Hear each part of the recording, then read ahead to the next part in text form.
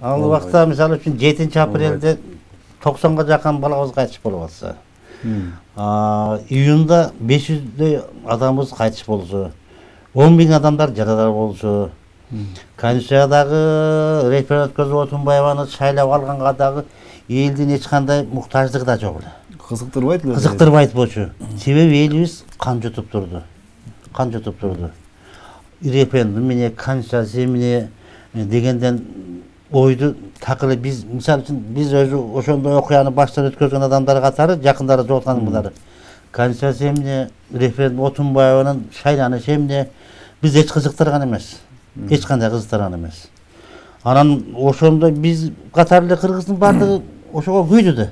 Ушунча элибиз кайтыш болуп кетсе, 10.000 дегенде жарадар болсо, мен билем, апрель окуясындагы балдар канчасы жарадар болуп, андан кийин канчасы кайтыш болду.